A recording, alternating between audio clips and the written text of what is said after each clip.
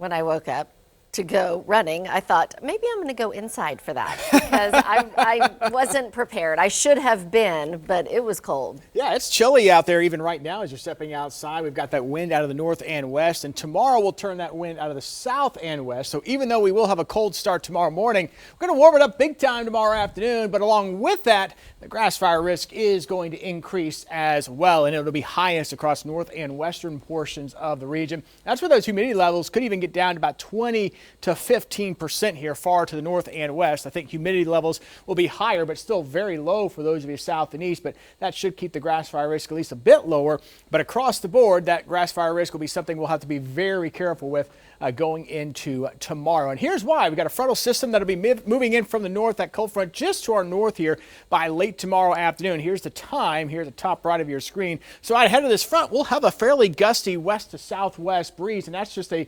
warm wind force. What's happening is as the air flows from the higher elevations out here on the high plains, it sinks as it comes into the lower elevations that we have here in eastern parts of the state, and that tends to warm it up, and we will certainly feel that tomorrow. Big jump in temperatures from what we'll see tomorrow morning into tomorrow afternoon. In fact, some of us may start with a freeze tomorrow morning. Now that front's going to stall here to the north. Here we go into Wednesday morning, and then by Wednesday afternoon, that front's still sitting here. Storm system wrapping up out here to our west, and that low is sitting out here to the west. Remember, air flows toward low pressure, so we start to pull up some moisture from the south and east, so we'll have a little more moisture in place, and this warm front sitting here right over the area. There is a chance we could get a few isolated storms to pop up once we get into Tuesday afternoon and into Wednesday afternoon into Wednesday evening. But I think most of us will probably get through most of the day dry, and then those chances will really start to come up as we go into Wednesday night and into Thursday morning as that storm system will be sweeping on through. So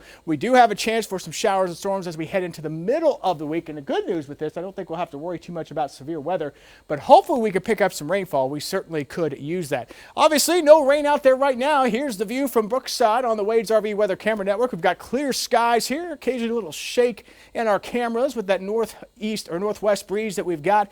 Great view here from Bailey Medical Center in Owasso as well. Look at that, not a cloud to be found. Might be a little hazy. We do have some control burns around the area, and that is producing some smoke, so you might be smelling that in some spots.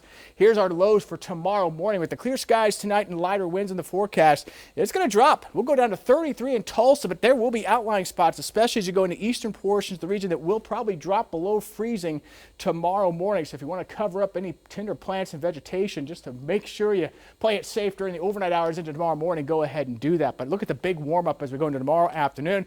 Temperatures up into the mid 70s in Tulsa by the afternoon, maybe a few of us into the low 70s, but a much warmer finish to the day compared to what we're going to have tomorrow morning. There's that chance of showers and storms by late Wednesday night into Thursday. Highs in the 60s as we finish out the weekend. Might need those umbrellas again by Sunday into Monday, and we'll get you through the middle of next week in that 10-day forecast coming up at 6 o'clock.